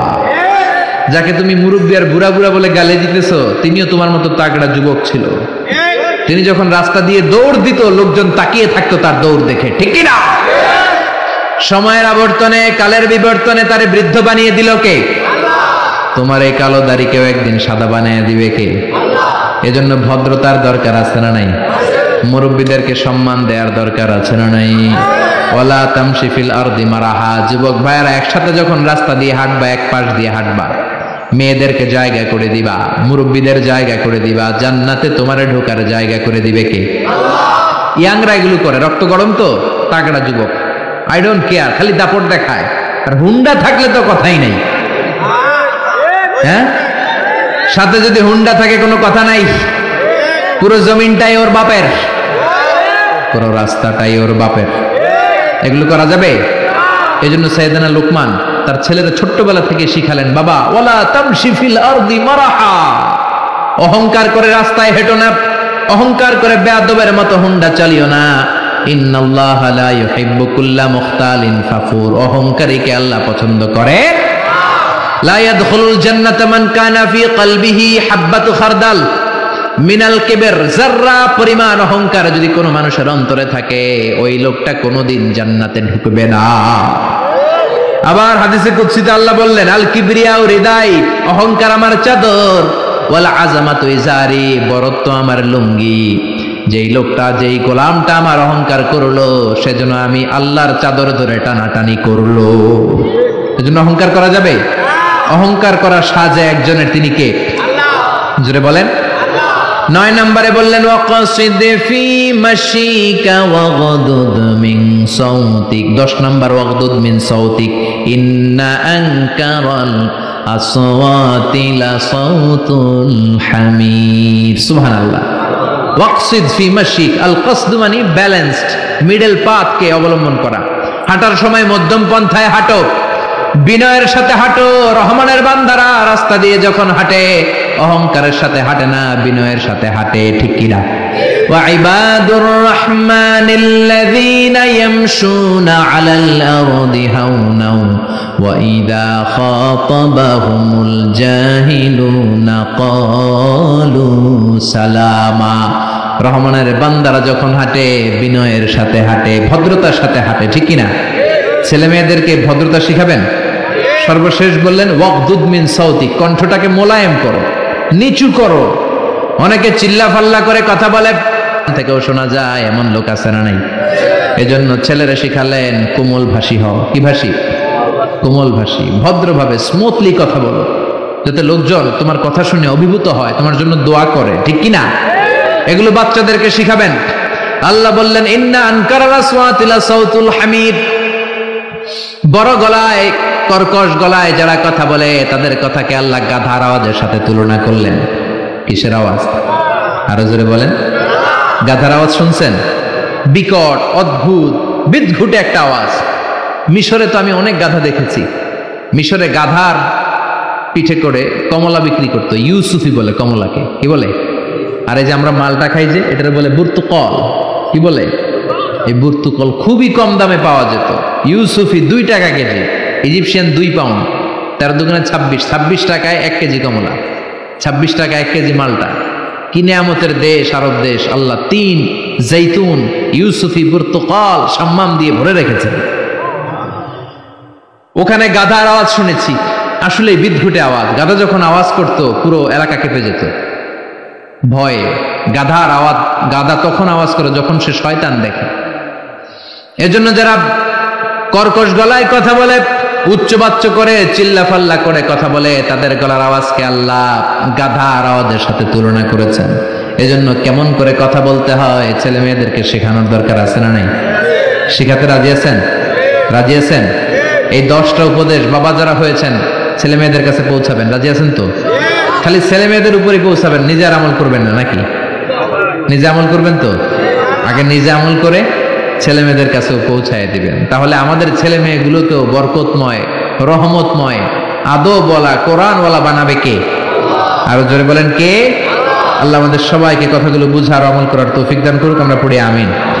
আরো জোরে পড়েন আমিন। যতগুলো কথা বলেছি কোরআনের আলোকে বলেছি, সূরা লোকমানের আলোকে বলেছি। আমরা যারা বাবা হয়েছি ছেলে মেয়েদের কাছে যেন এই কথাগুলো পৌঁছাতে পারি, আল্লাহ তৌফিক দাও। যা বললাম কোরআন সুন্নাহর বাইরে কিছু বলি নাই, তারপরও মিস ইনফরমেশন যদি বের হয়ে যায় আল্লাহ স্মৃতিপট থেকে মুছে দেখ। আমরা পড়ি আমিন। সত্য, সুন্দর, কল্যাণকর যা বললাম হকের পক্ষে, প্রথমে আল্লাহ আমাকে এবং আপনাদের সবাইকে আমলের তৌফিক দান করুক। আমরা পড়ি আমিন।